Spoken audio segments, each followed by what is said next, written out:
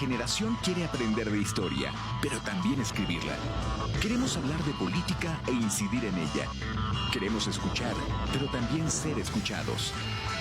Foro 89.5, con Paco Vallejo y Manuel Galván. La historia es nuestra y la hacen los pueblos.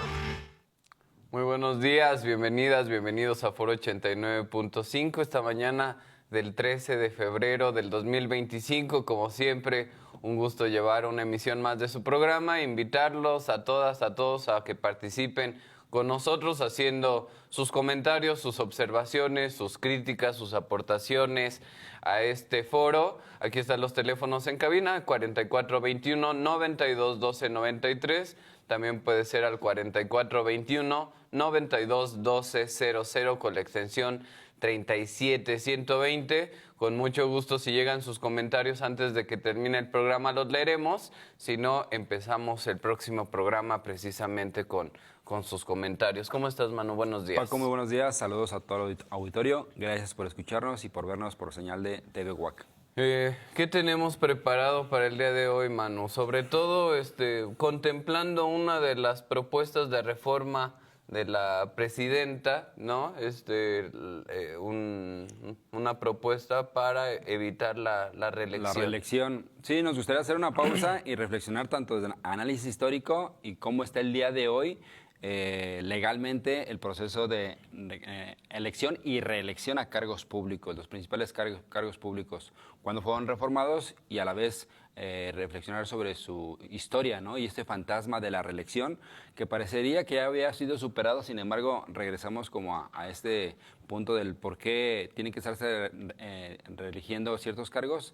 Y una vez que analizamos a detalle, sí da miedo la cantidad de años que puede durar una persona en ciertos cargos, que ahorita platicaremos a detalle.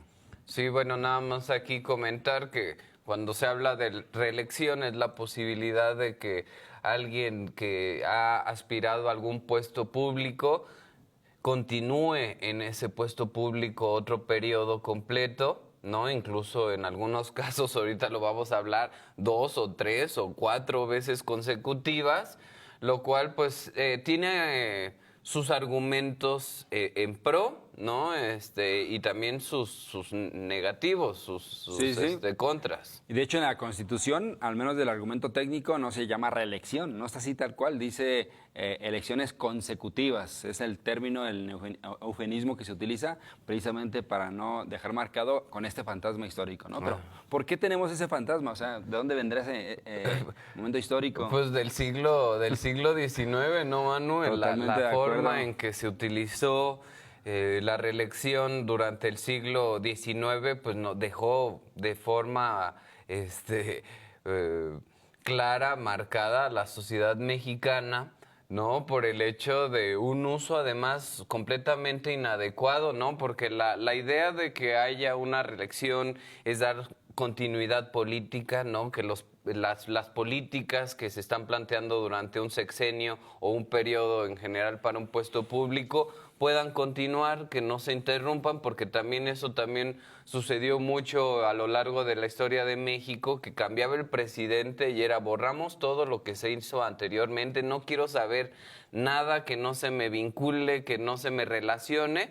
Y también esto de romper de forma abrupta con el anterior tenía que ver con la corrupción, ¿no? Sí, no quiero que la cola de corrupción del anterior funcionario público me alcance. Entonces empezamos de cero, empezamos algo completamente diferente, lo cual pues también traía sus consecuencias, ¿no? El hecho de no darle continuidad a infraestructura, a planeaciones de desarrollo, etcétera, y bueno, por ahí va un poco la argumentación. Sí, y personajes importantes del siglo XIX que bien comentas es el mismo Santana, ¿no? Recordemos que él cae y se avienta en 11 en diferentes momentos, entrada y salida de la presidencia de la República, y eso lo permitía la Constitución sin ningún problema.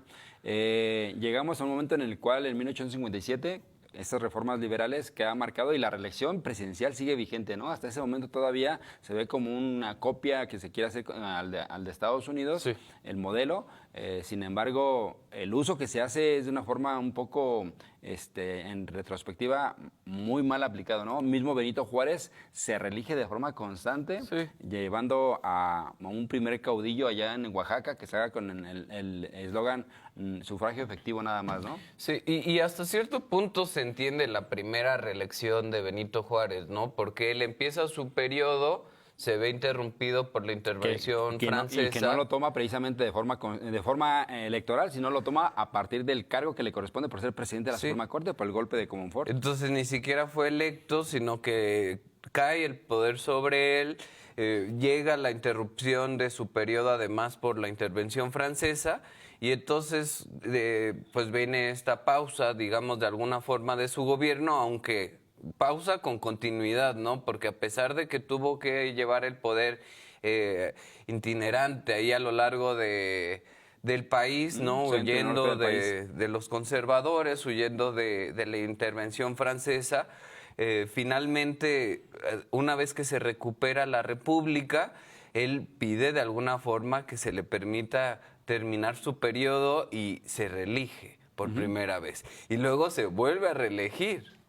Sí, precisamente estos dos acontecimientos, ¿no? Primero la guerra de reforma y después la intervención francesa son las que llevan a que Benito Juárez no tenga como un periodo continuo.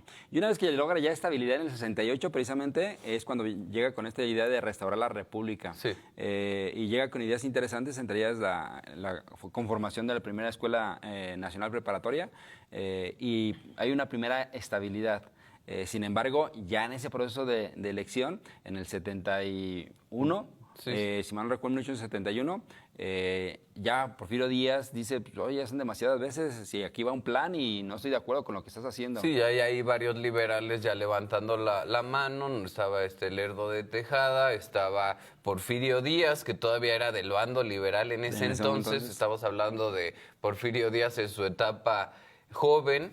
Y al siguiente año fallece Benito Juárez, ¿no? Y eso lleva a que precisamente la misma premisa que pasó previamente, el presidente de la Suprema Corte, Lerdo de Tejada, asume el poder. Y luego él se va a la se va a elección reelegir a los con 4 años el mismo consecutivos. argumento. De esta vez cayó sobre mí el poder, ahora quiero llegar legítimamente a través del voto de las urnas. Nada más, sí, ahí sí le encuentran que, oye, demasiado fraude, no hay transparencia, y quien le hace segunda a Porfirio Díaz es José María Iglesias, ¿no? Presidente de la Suprema Corte en ese entonces, y por lo cual termina exiliado el Lerdo de Tejada. Y a partir de ahí empieza el primer periodo, ¿no? de Porfirio Díaz constitucionalmente como republicano, Que del 80 al además 84. llega con el lema de no reelección. Exactamente. ¿No? Que eso es algo que a veces de estas contradicciones históricas que se nos olvida, como Porfirio Díaz llega con este argumento, ¿no? De alguna forma criticando estas reelecciones que había hecho Benito Juárez y el mismo Lerdo de Tejada, y ahí Porfirio Díaz cumple con un primer periodo. Sí, 76-80, si mal no recuerdo. 76-80, y deja el poder para que entre un nuevo presidente, pero ahí empiezan las mañas, ¿no? Sí, y el uso el compadre. de la democracia y estos argumentos democráticos para legitimar lo opuesto. Y en ese momento que deja a su compadre, ahora sí llega en el 84. Nepotismo ahí, ¿no? Nepotismo y reelección permanente del señor. Ya cuando llega en el 84, llega con toda la carga, toda que la su fuerza. compadre le acomoda todo el terreno para que Totalmente. precisamente se pueda reelegir, porque De en forma ese entonces consecutiva. estaba prohibida la reelección. Entonces, primero reforman para que pueda ser reelecto de forma no consecutiva, y más adelante vuelven a reformar por una segunda vez. Creo que ya estaba incluso Porfirio Díaz en el poder, y se reforma para que la reelección pueda ser Vitalicia, así de forma continua permanente. hasta continua. que... Y eso lleva precisamente al periodo del porfiriato, ¿no? Que después llega la Revolución Mexicana, y ya en 1910 se convoca estas elecciones a través del Plan de San Luis, y en esas elecciones Porfirio Díaz continúa y se mantiene en el poder, y una vez que llega el estallido social, finalmente Porfirio Díaz deja el poder. Y creo que de ahí nos vamos a la Constitución del 17. Perdón, nada más ahí ahondar un poquito en este periodo largo de 30 años de Porfirio Díaz.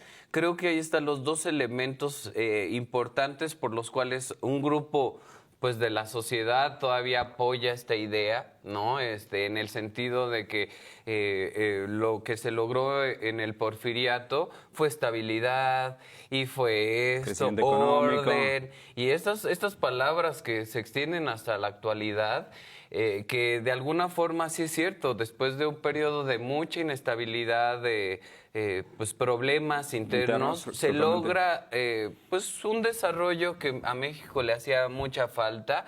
Sin embargo, se nos olvida o se les olvida a los que argumentan esto todo el peso social y toda la desigualdad y toda la injusticia que se vivió también durante el porfiriato, ¿no? O sea, eso es innegable, y entonces ahí también se empieza a formar estas posturas históricas que llegan al día de hoy. Totalmente de acuerdo. Y eso nos lleva a que en el 17 finalmente se proclama la Constitución, y en la cual queda que está prohibida la reelección. Cualquier cargo público. El fantasma del porfiriato deja muy bien marcado a los mexicanos y a los congresistas de ese momento, y ningún cargo puede ser reelecto. Entonces ya queda establecido, para presidente continúa periodo de 4 años todavía, sin reelección. Diputados y senadores, su respectivo de 3 y 4 años también es entonces los senadores, que también después es modificado.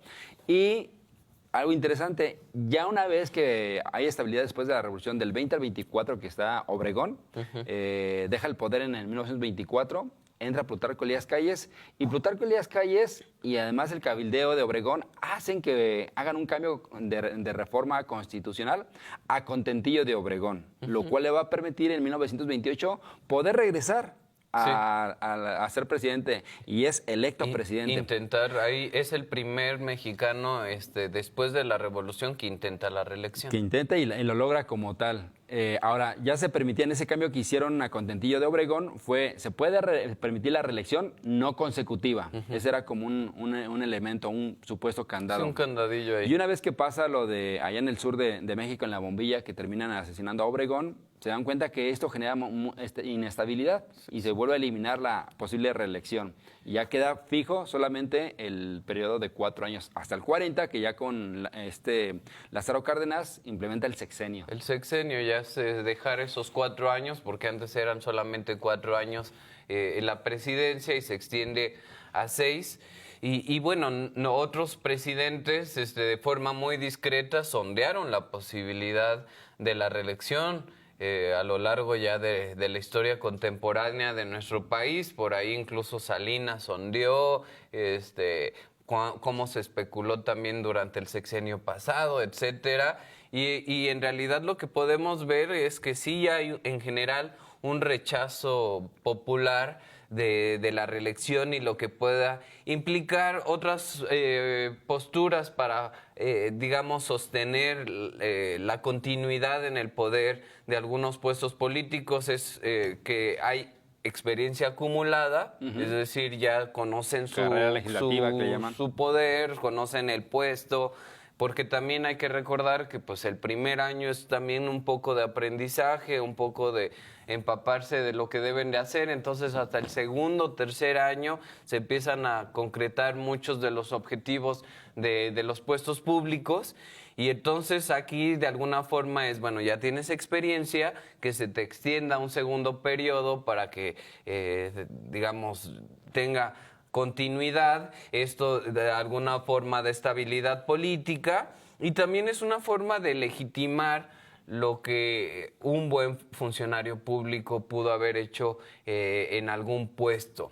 Sin embargo, lo que estamos platicando es esa contraparte, ¿no? Lo que ya también vivimos en carne propia en México, en nuestra historia, que es la concentración del poder, ¿no? El mantenerse ahí, el que se incremente la corrupción, que no haya rendición de cuentas. No hay cambio generacional. Que no hay cambio generacional, que también eso, por ejemplo, fue el caso de los 30 años de Porfirio Díaz, donde pues eran ancianos ya que habían llevado ahí 30 años en el poder. Un gabinete Y pues geriátrico también totalmente. eso estanca hasta cierto punto también al país, porque la juventud, visiones nuevas, nuevas generaciones también innovan, conllevan en cambios. Todo eso es algo que se pierde cuando alguien se aferra al poder, ¿no? Y lo delicado que es, porque también eso nos aleja de la democracia, nos Totalmente. acerca a la dictadura, y la dictadura está cerca del totalitarismo, y bueno, todas estas desviaciones políticas que conocemos muy bien. Sí, y luego viene ya 2010, 100 años después de la 100 revolución, años. Y 2017, bueno, antes de llegar a 2014, sí, más bien. Desde el famosísimo Pacto por México. Entonces, en el 91 recordemos que tenemos ya el IFE, ese instituto autónomo que lleva a cabo el proceso electoral. Y una vez en el periodo de Enrique Peña Nieto, que va del 2012 al 2018, precisamente con el Pacto por México, ahí en esa alianza del PRI, PAN y PRD en su momento, lo que hacen es sumar fuerzas para hacer reformas estructurales en todos los sentidos, darle autonomía a ciertos organismos y entre ellos se transforma el IFE a INE, Sí. para que las elecciones sean directamente a nivel local y haya ya para los cargos locales puedan ser administrados a nivel local. Y se quitan los candados. Y se quitan los candados, ahí se rompe ya con ese fantasma, se quitan totalmente los candados de la no reelección. Pero ahí desde en retrospectiva hay un abuso extremo, ¿no? De cómo queda la... Pues a ver, legal. hay que platicarles a todas y todos por qué. Se reforma el artículo 59 que habla precisamente de cómo se elige a los senadores. Sí. Y el artículo comenta que se puede reelegir hasta se puede hacer una reelección consecutiva en 2 ocasiones. El senador, o sea, 2 periodos. Fuiste electo la primera vez. Son periodos de 6 años ya. Son periodos de 6 años, exactamente. Puedes ser reelecto 2 ocasiones. Significa que un Mario Fabio Beltrón es un Monreal, llegó al Senado, se reelige para el 2024 y luego se reelige para el 2030. Y bueno, para aquí terminar en el 2036. estamos hablando de 18 años, pero además de esto, muchas de estas reelecciones ni siquiera eran a través del voto directo. Entonces estuve como pluri. Luego sí me voy a la elección popular y nuevamente como pluri, y entonces ni siquiera muchas veces eran electos por el pueblo, sino que había una continuidad. Y bueno, aquí sí es cierto, estás hablando de los casos actuales, ¿no? De estos personajes, pero además era ya un modus vivendi de políticos que podríamos aquí sacar la lista. Aquí en Querétaro tenemos el caso muy particular y en lo particular como ciudadano me ¿Y molesta. fue el que gritó? Sí, es Zapata. Zapata pasó de presidente municipal a diputado, es reelecto, se va como, no es reelecto, como plurinominal, luego se va al Senado y el día de hoy lleva más de 20 años el señor en el poder. Y está muy molesto de esta propuesta. Está molesto y además no tiene no da espacio a las nuevas generaciones. O sea, ese tipo de perfiles en lo particular molestan y para nada beneficia los cargos en lo particular. Ahora, en los diputados. En los diputados. Los diputados quedan hasta 3 periodos. Eres electo y más más otros 3, sumaría 12 años. 12 años. Diputados federales. ¿Sí? Y al parecer, una vez que pasó esta reforma, 24 congresos reformaron para que también se permitieran Oye, sus Manu, pero diputados también locales. antes de que estuviera prohibida la reelección continua, estaba la reelección no continua. Y lo que hacían era, estoy en el Senado, me voy como diputado. De plurinominal. Estoy como diputado, me voy como senador. Y luego a otro público. Y entonces así eternamente, Sí, ¿no? O sea, hay perfiles que los veías todo el tiempo. Bueno, es más, hemos caído en lo irónico. Yo recuerdo iniciando el gobierno de López Obrador y estaba Luisa Alcalde, actualmente la presidenta de Morena, y le dice a Monreal, señor senador, cuando estaban en la Cámara de Diputados, porque precisamente pierden es senador, es diputado, señor presidente, señor senador, señor... O sea, ya hay un momento en el cual hasta se pierden los cargos públicos precisamente por ese chapulineo de un lugar a otro, ¿no?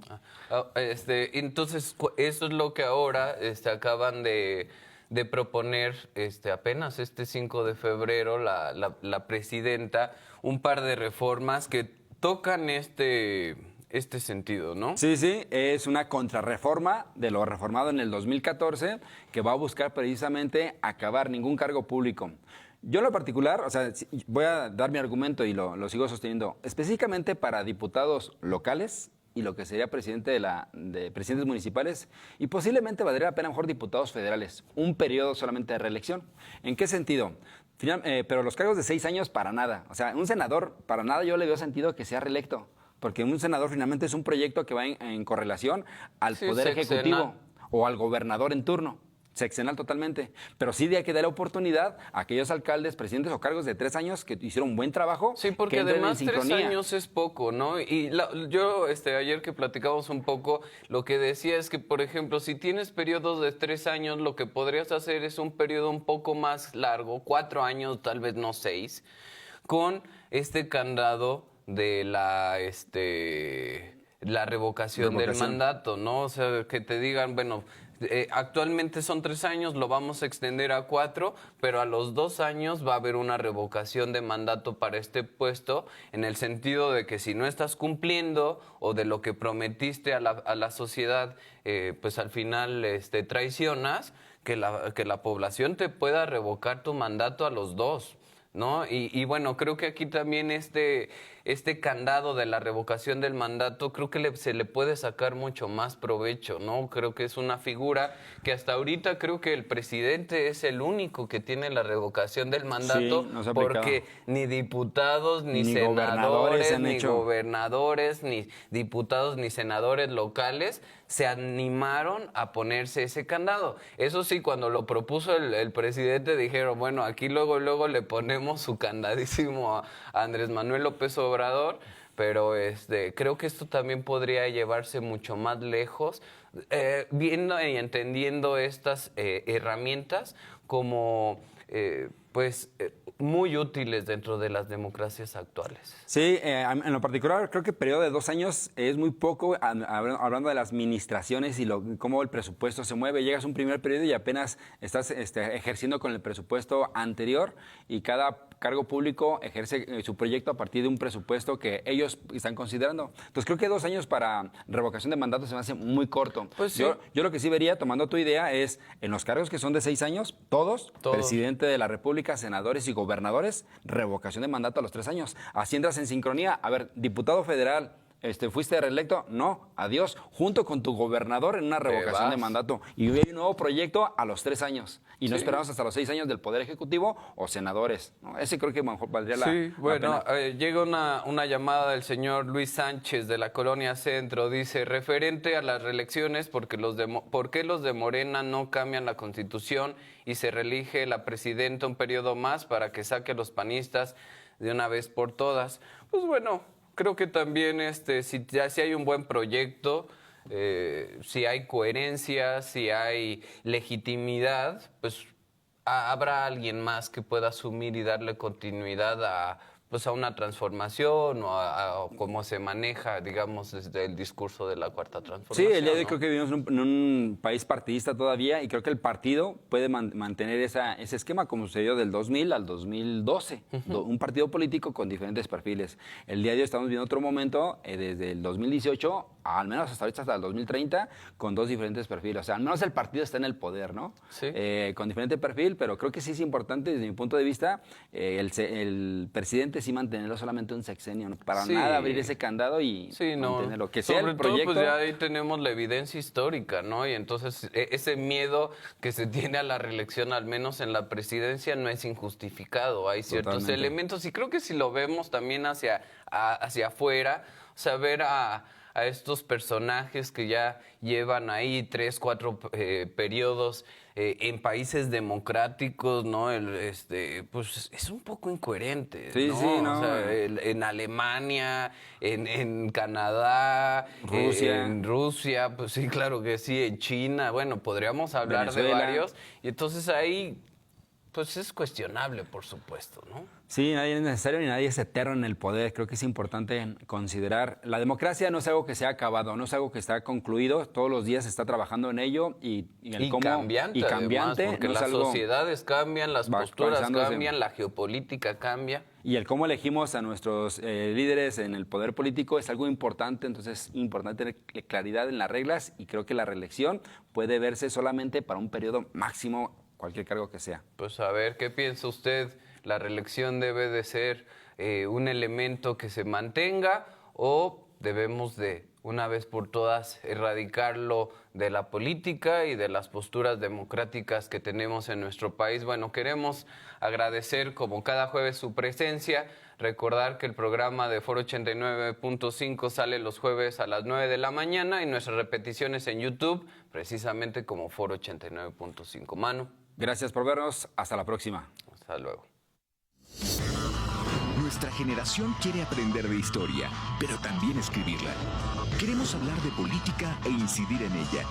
Queremos escuchar, pero también ser escuchados. Foro 89.5, con Paco Vallejo y Manuel Galván. La historia es nuestra y la hacen los pueblos.